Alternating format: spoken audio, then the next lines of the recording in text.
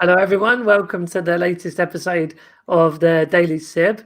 I'm looking a little bit dark on one side today as the sun's coming down out the window, and I'm trying to not have the bright, glaring sun coming on my face. So apologies for the weird lighting. But yeah, I hope you're all having a good Tuesday.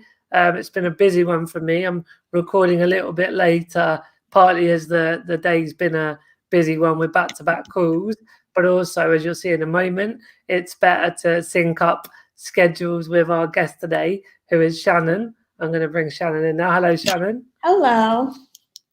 And as you may tell from Shannon's accent, she's American. So that's the other reason for having a slightly later call today, right? Yeah, it's 11 in the morning here, so the sun has just fully came up and it's starting to set for you, which is funny. Yeah, it's weird, isn't it, with the time differences? I know as I've done lots of travel to different places and also done various calls like this, trying to catch both people at the right time can be tricky. But 11 in the afternoon, 5 p.m. here, it's manageable. It's pretty reasonable. Yeah, I remember when I was studying abroad in Australia and the time difference was like 15 hours or something crazy like that. So catching my mom at the Wow. right time was always a balancing act. Yeah, that is tricky with Australia. Well, look, before we get into I'd like to hear more in a minute, by the way, about Australia. But into it, it'd be great just to share a bit about you and what you studied and things that you've been involved in professionally, but also just anything you'd like to share with the viewers, really. Yeah, my name is Shannon. I live in a suburb of Chicago in the United States. Um, while I was in college, I studied journalism, broadcast journalism. So we did weekly newscasts that were broadcasted to the university. And I also did a lot of writing in college. I worked for a um, hospital in the area and worked for the internal communications department, writing articles about different initiatives that were happening, different programs, and influential people. So I've always really enjoyed writing and sharing my own stories and also helping bring other people's stories to life. I created a website just to share my different work about 2 or 3 years ago, just to have all my work in one place, which has been really nice. And I think in 2015 in August is when I started with Disability Horizons. And so that has been a great way for me to use my writing skills as well. So I'm happy to be here. That's awesome. As you've probably seen on some of the daily sibs, like there was not some big plan of what it's going to achieve or who would get involved. It's been very organic, but it's been really nice to bring in members of the Disability Horizons team because I think there's a lot of people that read it, and there's a lot of people that know of me through some of my blogging and media work, but they don't necessarily know all of the bigger team and the amazing stuff that goes on behind. So we've had Liz, our editor, and Chris, the partnerships manager. There was Emma, who's one of our volunteers, and I think you probably do quite similar work to Emma around sort of helping to get articles edited, and you do some writing for the magazine yourself. But just give us a couple of examples of some of the things you've done on Disability Horizons. That'd be quite a nice thing to hear about.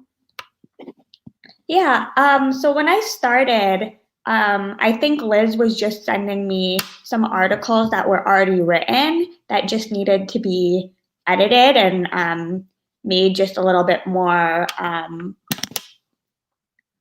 just more what the publication was looking for. So I started just editing maybe 2 articles a month. And after that, I was able to get an email with Disability Horizons and actually reach out to people myself and help them kind of formulate their stories and what the topic was that they wanted to discuss, and go back and forth with them to kind of grow a relationship and make them feel comfortable with sharing their stories. And so once I got their stories back, then I would edit them. And then eventually I put them on the website myself. So it's kind of been a process where it went from something really simple to having more hands-on with the stories that come in, which has been really cool.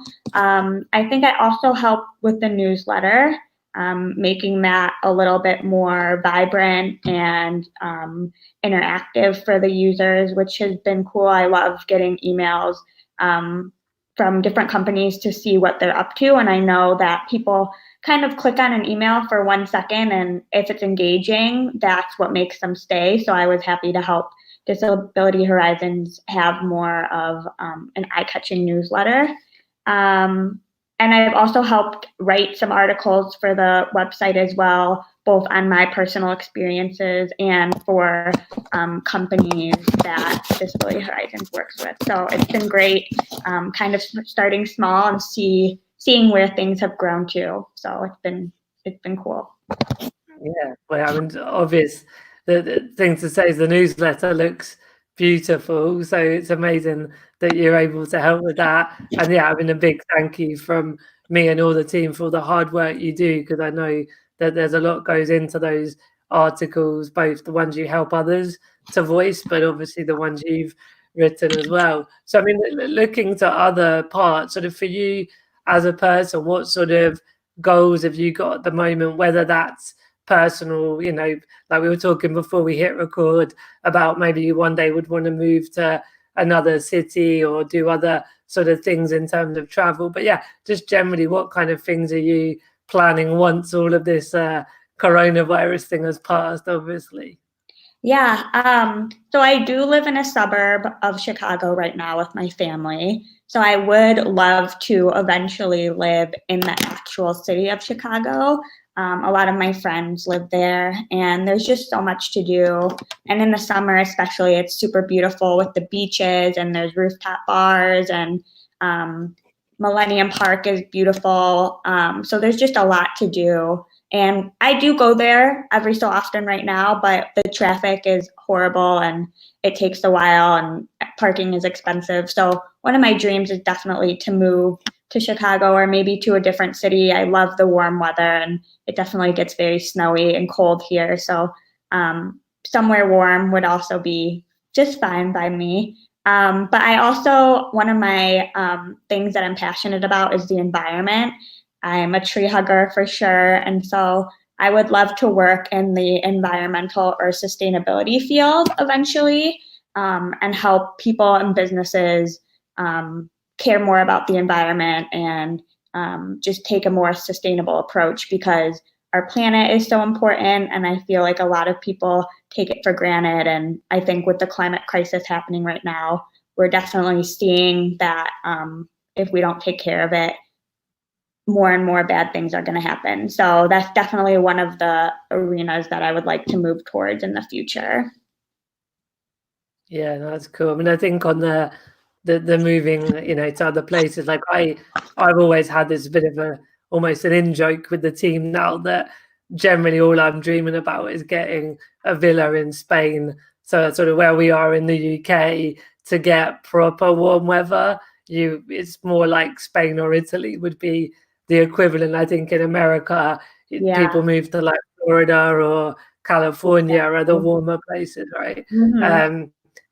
And I was lucky enough to both volunteer on a project in Spain and then do some kind of client work projects. And it was really interesting that when we were there for a prolonged period, it was such a dream come true. But like we didn't have other elements, like the kind of the family were far away, or that like day-to-day life was different. So I think kind of being able to travel and see lots of places is amazing. And I still think one day I'll live kind of forever in somewhere like Spain. But it is quite interesting how those goals we have, when the reality hits, they're not always as amazing as the goal seemed. But I think definitely from your perspective, like explore it and just try it and see where it takes you and what kind of places that you can visit, whether it's a holiday or forever. It doesn't matter in the end, I think one of the things that's holding me back, the barriers, is that just the accessibility of the city. isn't super easy. I mean, finding an accessible apartment has been the most difficult part because it's a pretty old city and a lot of the apartments are in brownstones, which are walk-ups. So they have stairs to get in and they have 3 floors without an elevator. And so they're just very dated buildings. And all the buildings that do have accessibility are so expensive and new. So I think that has been the hardest part, is just finding a building that works for me that's also by accessible public transportation or also has parking or is near what I want to do. So I think that kind of barrier is the biggest part that's holding me back. So hopefully as time goes on and places become more accessible, that will be easier to manage. Yeah. I mean, you mentioned about being a tree hugger and looking out for the environment and that side, and I've found as I've done a lot more accessible, inclusive tourism, it can be and often is very aligned with sustainability. Now, obviously, the environment isn't only around sustainable tourism. Tourism's one part of it, but I think there is something about, if we care about our planet and we care about our people, that means having a sustainable environmental element, and it means including all people. So have you ever thought about how you might use your disability, sort of, I don't know what you'd call it, whether it's activism or a advocate, whatever it is, but using your writing and your expertise around disability, how that might double up with the environment stuff into one thing maybe? I think it's hard because I drive a minivan, and that's not the most Right. environmentally friendly car. And only, I think the last number that I read, I think 69% of the trains in the city of Chicago are accessible. And for some reason, all the ones that I would like to use are the ones that are inaccessible. So I think by making public transportation more accessible and by continuing to try to adapt cars that are more environmentally friendly for people of all abilities, and Yeah. trying to include everyone when businesses think about sustainability is really important, because I love the earth, but it's hard for me to use the things that many people take for granted. So I think moving towards making things accessible for everyone will also allow a greater number of people to live more sustainably. Yeah, no, exactly. And that's that. If you look at your, the rest of your life, you're really, in terms of your, I don't know how old you are, Shannon, but you look younger than I am roughly, and you've definitely got decades and decades of, great things to achieve and do in the world. And one of them might be that, exactly that you could have transportation that's environmentally friendly and inclusive and accessible to everybody. And that would be a great sort of, doing those two passions that you have could be a really interesting project to work on. I will say, I think things have gotten better. I think people are more mindful of it, and more people want to be sustainable. I think we're just comfortable in our lives the way we are. We like our houses, we like our cars, we like takeout food, we just like what's convenient. And I think in order for our world to be more sustainable, we need to make changes, and change is hard. And once you're used to something, it's hard to kind of go back and do things differently just for the sake of the environment. So I think once people start making small changes, I think that would be the best way to go, rather than looking at it as an overwhelming problem, which I feel like a lot of people do at the moment. Yeah, I agree. It's sort of baby steps, but they add up over time to be big changes. Yeah.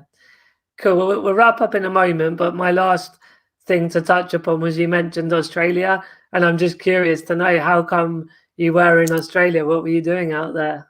Yeah, so I studied abroad in Australia while I was in college, my third year of college. And so I went over there for a semester. And so I picked it because I knew the accessibility would kind of be comparable to the United States. And I don't speak another language. So those were my two kind of deciding factors. Also, since it's so far away, I wanted to be able to spend a good chunk of time there because I didn't know if I would ever be able to go back. But I studied at the University of Melbourne, and I took 3 classes there. And I lived in one of they're called colleges. And so they're basically dorms, but I think there were 12 of them on campus. And they each had a little bit of a different feel to them, a little bit of a different community, whether it was the size or what they participate in. And so I lived at one right next to the university. So it was pretty easy for me to get to my classes. And I was able to travel all over. I went to Sydney, I went to Cairns, which is where the Great Barrier Reef is, and we went snorkeling. I went to New Zealand when I was over there, which has still been my favorite place that I've ever traveled to. It's so beautiful. Mm. So it was a really great semester. It was difficult because I went there knowing absolutely nobody. So trying to Yeah. start a group of friends from scratch is definitely daunting. But it was a really great experience, and I can't believe it was 5 years ago now. So I can't believe that it's Wow. been so long. And I would love to go back, and I would definitely put it on your bucket list too if you haven't been. It's a cool place. Well, yeah, I was going to say my first solo trip, I was at university and I didn't go because of uni. It was more on my own, like a holiday, a bit of traveling. But I must have been 22 or something like that. And I went with two PAs and we went to Sydney for a week, Melbourne for a week, and then Noosa. Did you come across Noosa near to Brisbane? I was in Brisbane just for a short weekend. So yeah. Okay, well, it's near Brisbane and it's like a surfer's paradise Okay. kind of place. So, but we went in August and the Sydney was like nice weather, like, kind of 19, 20 degrees. And then Melbourne was freezing in August. I don't know when you were there, but it snowed for the first time in 50 years when we were there. Really? Wow. Yeah, so that was a different experience than the normal one, I think. I was there. I got there in February, so it was right after their summer season. So it definitely. I left So in that's June, probably wild. and it started getting Okay. cold when I was leaving. Yeah. But I love Melbourne. It was very cool, like the different cultures and the food there was really yummy. And yeah, it was a cool vibe there. I liked it. Yeah, it's very artistic there. They have all the street Yeah, art and a big music scene. Very different from like the beachy vibe of Sydney.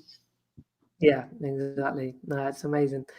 Cool. Well, listen, thank you for being on the show today, Shannon. It was lovely. I don't, we haven't really spoke like Yeah, this ever, so it's been lovely to get to know you on a personal level. And I'm sure there'll be lots of people that have taken away something helpful and entertaining from hearing what you've been up to. And obviously, good luck with all of your bigger plans. Keep me posted, and thanks again for everything on Disability Horizons as well. of course. Thank you. It was nice speaking with you today. Cool. See you soon.